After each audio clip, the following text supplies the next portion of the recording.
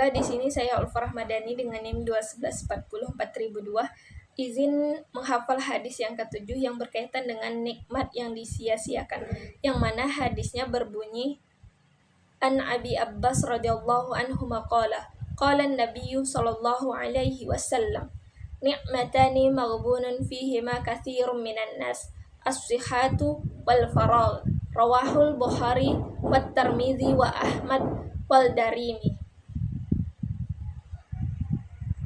Selanjutnya saya akan membahas terkait dengan arti perkata dari hadis ketujuh tentang nikmat yang disia-siakan, yang mana An Abi Abbas radhiyallahu anhuma, dari Abu Abbas radhiyallahu anhu, semoga Allah meridhoinya.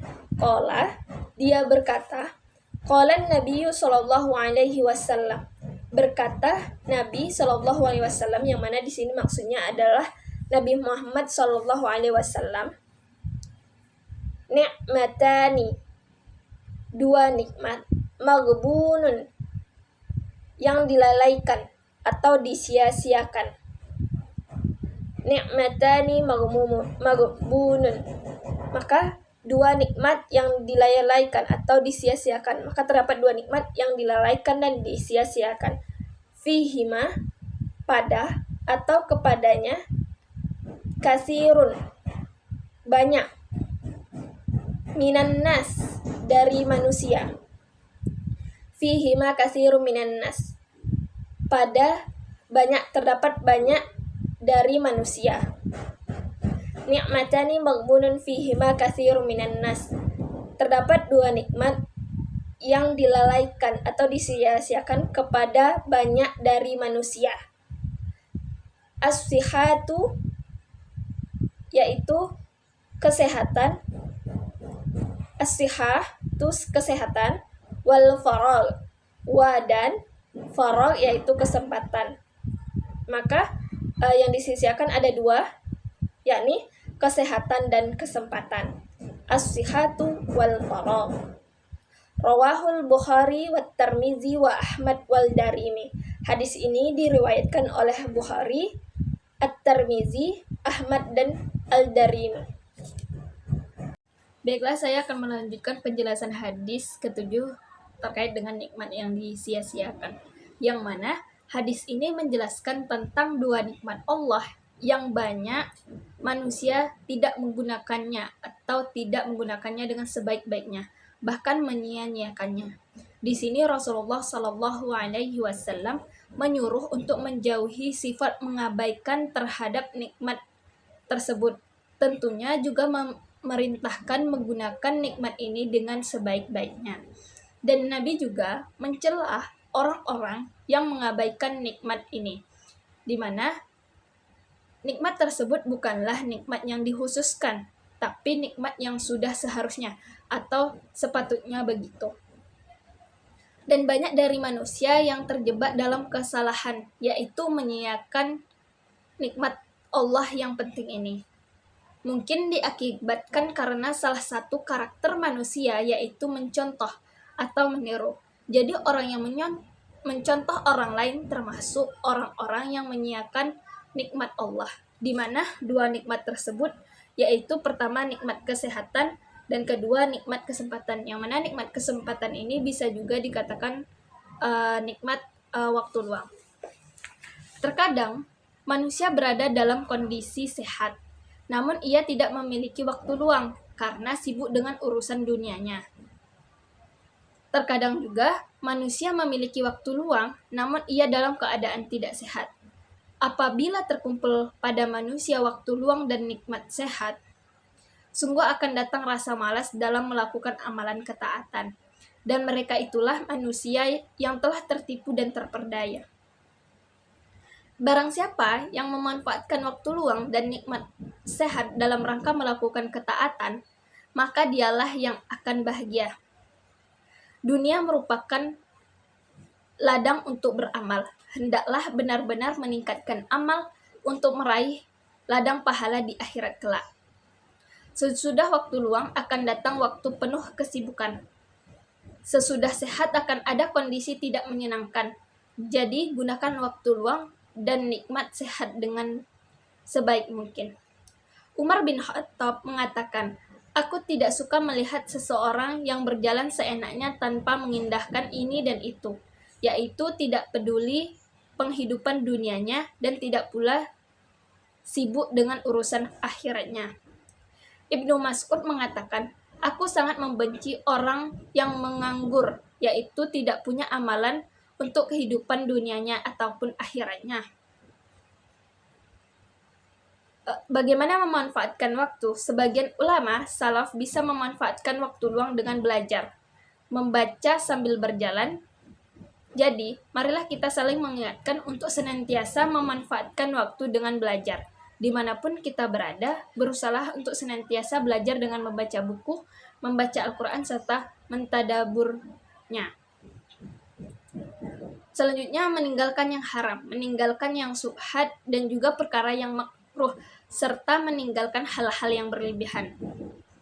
Yang mana di sini akan merupakan contoh cara menggunakan nikmat baik kesehatan atau kesempatan tersebut. Di mana Nabi Muhammad SAW bersabda yang artinya, di antara tanda kebaikan Islam seseorang adalah mengurangi berbicara dalam hal yang tidak bermanfaat. Hadis riwayat Ahmad. Nah, selanjutnya, jika seseorang meninggalkan sesuatu yang tidak bermanfaat, kemudian menyibukkan diri dengan hal yang bermanfaat, maka tanda baiknya Islamnya telah sempurna. Berarti orang yang di Islamnya telah sempurna dapat dilihat ketika seseorang tersebut dapat menyibukkan dirinya dengan hal-hal yang bermanfaat atau memanfaatkan atau menggunakan sebaik-baiknya nikmat yang Allah berikan, yaitu nikmat kesehatan dan kesempatan. Mungkin baiklah terkait dengan dua nikmat tersebut yang baik kesehatan dan waktu luangnya. Pertama kita bahas terkait dengan kesehatan, di mana banyak manusia yang sehat namun tertipu dengan kesehatannya. Ia tak gunakan kesehatan untuk taat, namun untuk maksiat. Sementara di luar sana ada sebagian orang yang ingin melakukan ketaatan namun tak mampu melakukannya dikarenakan sakit yang diderita. Padahal badan yang sehat akan ditanyakan, digunakan untuk apa? Apakah digunakan untuk mendatangi majelis ilmu ataukah mendatangi tempat-tempat maksiat? Barulah ia tersadar ketika terbaring lemah tak berdaya karena sakit hingga sesal pun tak terelakkan. Nah, terkait kesehatan ini pasti kita sering merasakan, kita sering mengabaikan nikmat kesehatan yang telah kita dapatkan. Namun setelah sakit kita baru merasakan, kenapa saya tidak begini kemarin, ataupun tidak menjaga kesehatan saya kemarin. Misalnya minum es terlalu sering. Nah, pada kita sehat, kita mungkin terlalu sering minum es, padahal diri kita sangat alergi atau jika minum es akan sakit. Nah, ketika sehat kita terus minum es lalu terbaring sakit, maka di situ kita akan merasakan penyesalan. Yang mana seharusnya saya kemarin tidak harus minum es banyak-banyak, cukup dengan secukupnya saja. Nah, selanjutnya terkait dengan waktu luang atau kesempatan. Waktu luang adalah sesuatu yang terus berputar dan tak akan kembali lagi. Oleh karena itu, betapa banyak manusia yang tersesali oleh waktu. Waktunya hanya berlalu begitu saja, tanpa ada manfaat atau faedahnya. Hidupnya hanya menghabiskan waktu dan menyia-nyiakan penyesalan umur. Waktu atau kesempatan ibarat pedang bermata dua. Jika digunakan untuk kebaikan, maka baik pula. Sebaliknya, jika digunakan untuk keburukan, maka akan berdampak buruk akan terjadi di kemudian hari. Betapa tidak, sebagian orang menghabiskan waktunya untuk maksiat, namun tak kala ia sudah senja, maka ia akan menangisi masa tuanya karena ia tidak menghabiskan waktu dan umurnya untuk taat. Ketahuilah bahwa dua hal di atas adalah nikmat yang patut disyukuri tak kala terkumpul di dalam diri seorang muslim, karena tak kala seseorang itu bersyukur, maka Allah akan menambahkan nikmat tersebut. Di mana Allah berfirman dalam Quran surah Ibrahim ayat ke-7 yang artinya, dan ingatlah juga tak kala Rabbmu mengatakan, sungguh jika kamu bersyukur, pasti akan kutambah nikmat kepadamu.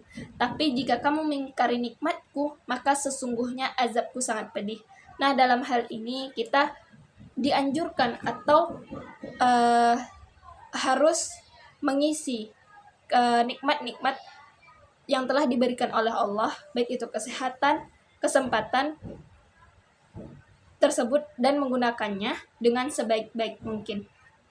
Baik itu dalam beribadah, beraktivitas, dan hal lain sebagainya. Sehingga yang mana dengan memanfaatkan atau menggunakan sebaik-baik nikmat tersebut merupakan salah satu bentuk syukur kepada Allah. Sehingga jika kita bersyukur, maka Allah akan menambahkan nikmat-nikmat yang lainnya kepada kita. Selanjutnya, adapun kaitan hadis dengan pendidikan, yakni berkaitan dengan prinsip pendidikan, yakni Allah mengingatkan manusia agar tidak susah gara-gara menyia-nyiakan nikmat Allah, di mana berkaitan dengan prinsip pada diri sendiri dalam menggunakan nikmat Allah yaitu dengan baik, yaitu nikmat kesehatan dan kesempatan, yang mana nikmat tersebut merupakan tergantung pada diri kita sendiri. Apakah kita memilih untuk menyia-nyiakan atau menggunakan dengan sebaik-baiknya. Yang mana dalam hal ini kita diperintahkan agar selalu menggunakan sebaik-baik nikmat Allah tersebut. Yang mana baik kesempatan atau kesehatan itu tidak akan terjadi dua kali. Jika kita sakit, tidak mungkin dengan secepat itu kita akan sembuh kembali. Nah, kesempatan apalagi waktu yang tidak bisa kita putar kembali. Sehingga dengan kesempatan atau kesehatan yang telah diberikan oleh Allah, maka haruslah kita syukuri dan kita jalani hidup dengan hal-hal yang bermanfaat dan baik, serta dapat menambahkan ketaatan kita dan rasa syukur kita kepada Allah Subhanahu wa Ta'ala.